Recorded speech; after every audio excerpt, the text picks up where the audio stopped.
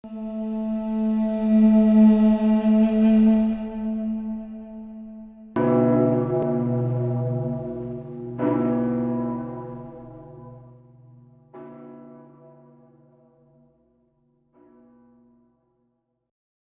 apologética tiene que ayudarnos, primero, a saber qué es lo que pensamos. Una catequesis sentimentaloide, una catequesis de que solo habla de un amor horizontal, una catequesis que no tiene fundamentos doctrinales, es una catequesis que sirve de puente para la actuación de las sectas.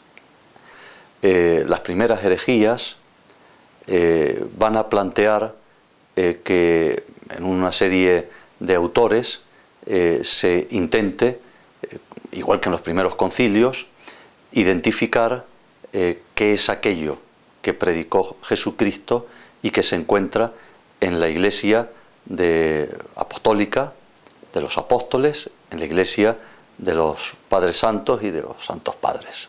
Cuando se inician las grandes persecuciones, empezando por Nerón, con el edicto neroniano que fue terrible, llegamos a 150.000 muertos, asesinados, martirizados, no solo con Nerón, sino también, lógicamente, con Decio, con Diocleciano. Hay una serie de autores que, además de buscar esa unidad de fe, de verdad, también defienden a la Iglesia de las calumnias, de las mentiras que las autoridades romanas o judías solían estar extendiendo en el pueblo. La apologética nace con estas razones y ciertamente contribuye a una purificación que ayuda mucho en siglos posteriores a la Iglesia. De hecho, como bien sabemos, nosotros nos referimos continuamente no solo a la palabra de Dios emanada de la revelación, sino también a la patrística, a todo lo que nos pueda aportar aquellos que primero convivieron con los apóstoles o convivieron con los que habían convivido con los apóstoles. Desgraciadamente, en las últimas décadas se ha perdido y ha sido un gran error. Allí en Guinea Ecuatorial hay por cada 10 templos católicos 100 de sectas. No estoy diciendo que la mayoría de la población no sea católica, sino que están abundando las sectas.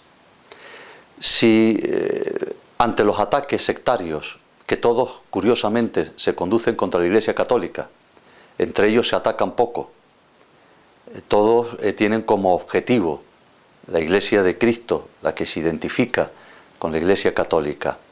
Si nosotros, repito, no utilizamos las armas que tanta victoria dieron en esa historia de la Iglesia, pues estamos perdiendo ya por adelantado las batallas. Muchas veces nos encontramos católicos que emigran a otras confesiones religiosas cristianas y siguen pensando un poquito católicamente, pero no ven la diferencia, no son capaces de darse cuenta de unos matices que son muy serios. Oyen hablar de Cristo y ya creen que ahí está todo. Bien, la apologética, con todo su contenido, puede ser de un servicio a la Iglesia del siglo XXI que nosotros tenemos que aprovechar. Por eso la reaparición de la apologética y que haya apologetas que ciertamente se dediquen a poder aclarar al pueblo católico, y al pueblo católico no solamente, sino también a los demás cristianos, incluso, ¿por qué no?, a los musulmanes. Si no tenemos personas dedicadas a esta labor, nos quedaremos en una especie de arenas movedizas, de una penumbra donde todo es ecuménicamente igual, donde hay un relativismo que no tiene una definición. Lo importante es simplemente una relación con Dios, no importa el conducto que utilicemos. La Conferencia Episcopal Española estos días acaba de sacar un documento sobre Cristo, único Salvador, único y verdadero Salvador. Y es verdad. Pero es que las cosas, si no se dicen, pues no se tienen en cuenta. Cuando se hacen preguntas en las puertas de la Iglesia, como ha ocurrido en Francia, en Italia, y se le cuestiona a los que salen de misa, dice, ¿usted cree en la presencia real de Jesucristo en cuerpo, alma, sangre y divinidad bajo la apariencia de pan y divino? Y el 50% de los que salen de misa dicen, no creo. O el 27% de los que salen de misa dicen, no creo en la resurrección, ante una pregunta paralela. ¿Dónde está el error para que estas personas estén en misa y piensen de esta manera? Pues precisamente en que no hay una clarificación de las posturas. Esta es la razón de la apologética en nuestro tiempo. La necesitamos tanto como en cualquier otro tiempo. Y abandonarla es abandonarnos al relativismo y abandonarnos a la confusión, que es precisamente lo que está acaeciendo en estos tiempos. Yo recuerdo una vez que 3 alumnas se hicieron testigos de Jehová, entonces fui a hablar con ellas, estamos hablando de instituto, eran jovencitas, y me dijo una de ellas, dice, pero es que el que nos ha convencido sabe mucho.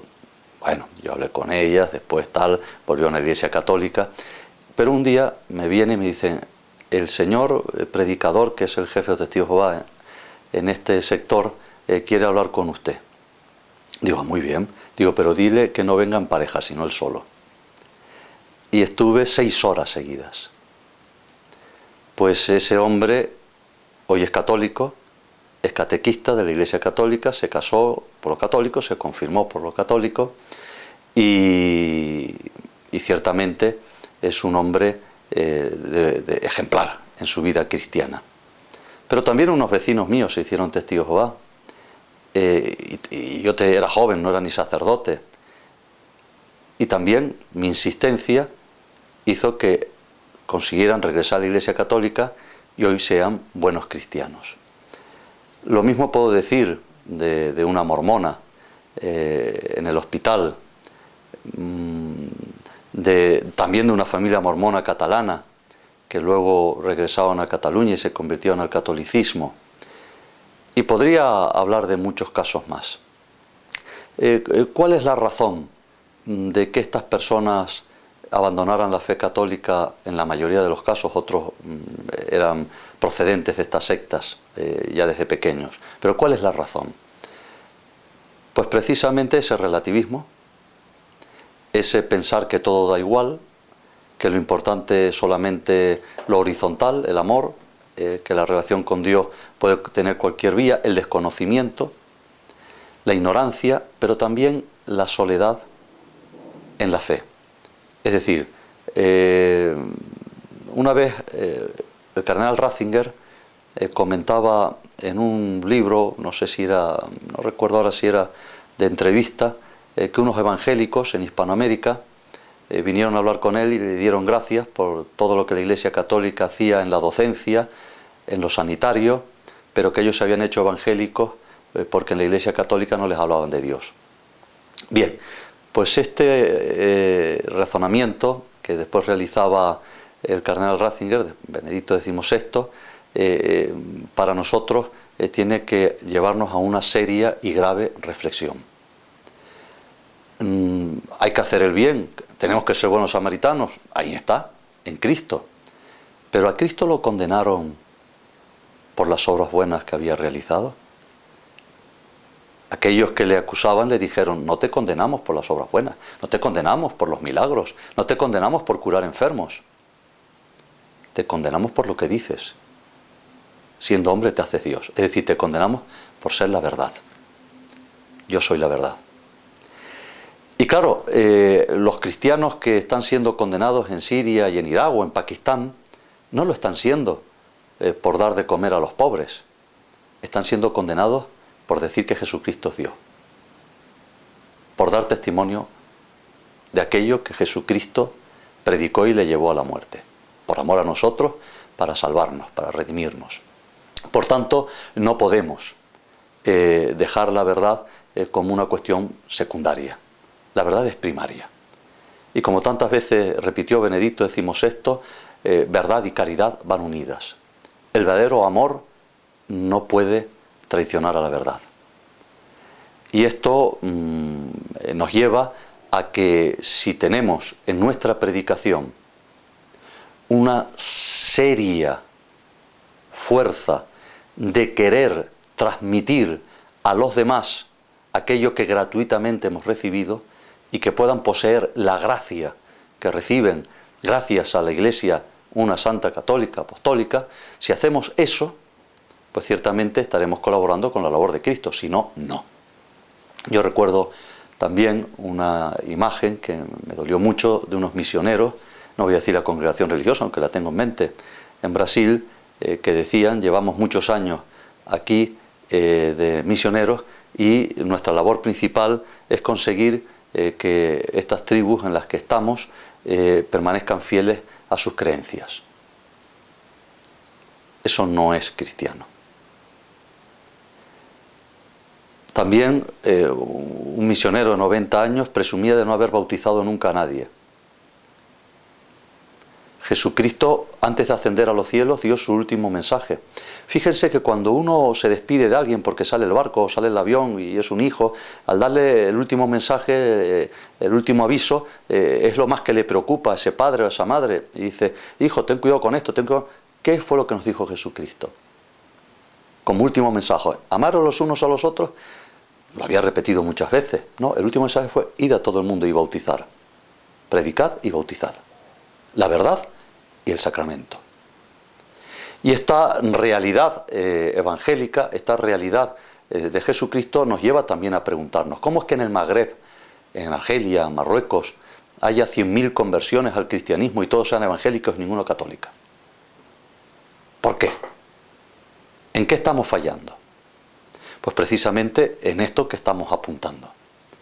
Si no tenemos amor a la verdad, no daremos importancia a esa verdad y por tanto no expandiremos el reino de los cielos con esa verdad. En las sectas, el triunfo de los sectarios está precisamente en la baja de guardia, en la bajada de la guardia de los católicos. No nos hemos preocupado de aquello que era preocupación principal en Jesucristo. Así que vamos a procurar que todo esto nos lleve a una reconsideración, a un repensar nuestra pastoral y a preocuparnos de llevar la verdad. No es lo mismo creer en Cristo que no creer en Cristo. No es lo mismo creer en los sacramentos que no creer en los sacramentos. No es lo mismo creer en la Iglesia que no creer en ella. No es lo mismo creer en la comunión de los santos, la Virgen María, que no creer. Por eso, seamos sinceros con nosotros mismos y no neguemos a los demás lo que es bueno para aquellos que profesamos la fe católica. Las sectas, yo podría manifestar, explicar muchísimas relaciones que he tenido con los sectarios y siempre son positivas, porque yo iba con la verdad por delante. Ahora mismo en Guinea, 3 sacerdotes de una secta han vuelto a la Iglesia Católica, han pedido perdón al Papa. ¿Cuál fue la razón? Pues que en vez de espantarlos, los recibí en el despacho y estuve hablando con ellos largo y tendido explicándoles las razones católicas. Esto es lo que no podemos abandonar, el amor a la transmisión de la fe. Dios se hizo hombre para darse a conocer. Si no, podía haber seguido como en el Antiguo Testamento, revelando a través de los profetas, pero no la totalidad. esa verdad plena a la que nos lleva el Espíritu Santo es gracias a esa encarnación del Verbo. Y esto no podemos nosotros olvidarlo.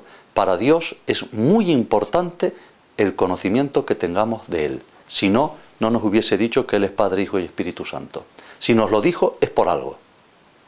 Así que pensemos en ello antes de decir todos se salvan, no hay problema, la salvación es universal y por tanto yo ya estoy contento con conservar como en una lata de sardinas a aquellos que son fieles católicos. No, la Iglesia Católica siempre ha sido evangelizadora y siempre ha tenido la preocupación de llevar la verdad a todas las partes del mundo. Si nosotros entendemos que el error tiene derechos, pues entonces estamos comparándolo a la verdad. Y así vamos en esta sociedad, donde da lo mismo mentir que decir la verdad. No, solo la verdad tiene derechos. La persona equivocada puede tener derechos, la persona, pero no el error. Y por eso es tan importante, si amamos a esa persona, que le transmitamos la verdad. El error hay que combatirlo. ¿Cómo no combatirlo? ¿A qué nos ha llevado el error? Uno muchas veces piensa en tantas guerras religiosas que ha habido. Bueno, eso habría que hablar mucho, porque detrás de esas guerras religiosas hay política.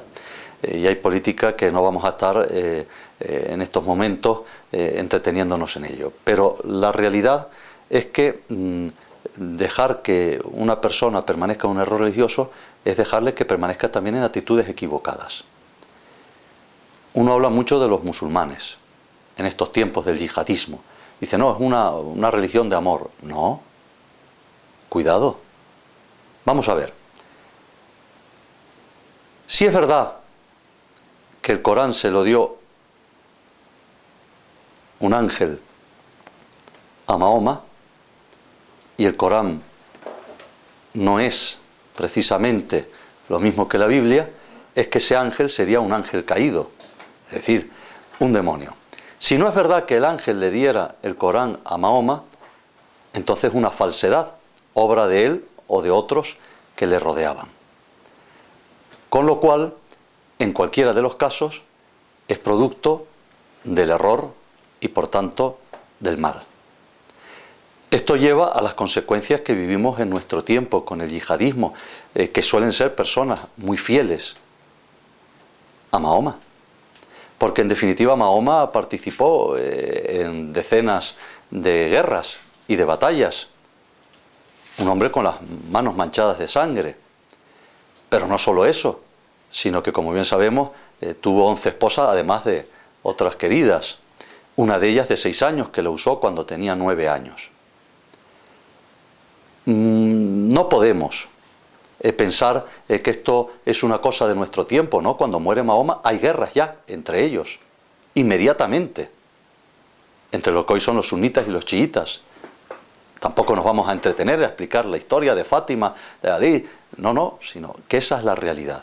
Es una religión o un sistema político que nace desde la violencia, porque el error, todo lo que conlleva, siempre es negativo. Es decir, nosotros podemos decir, bueno, pero esta persona es muy sana en esto, porque reza, pero en esto otro no. Bueno, si ya tiene un virus, se intoxica toda la persona. Si la tarta tiene un poco de cicuta, te mueres igual. Entonces, el estar fijándonos en un aspecto positivo puede ser bueno para la convivencia social, pero el cristiano no puede estar callado y dejar que una persona permanezca en un error que le va a llevar a ser en este mundo alguien que contraría la voluntad de Dios. Hay que combatir el error diariamente, dentro de la Iglesia y fuera de la Iglesia, en el mundo cristiano y fuera del mundo cristiano.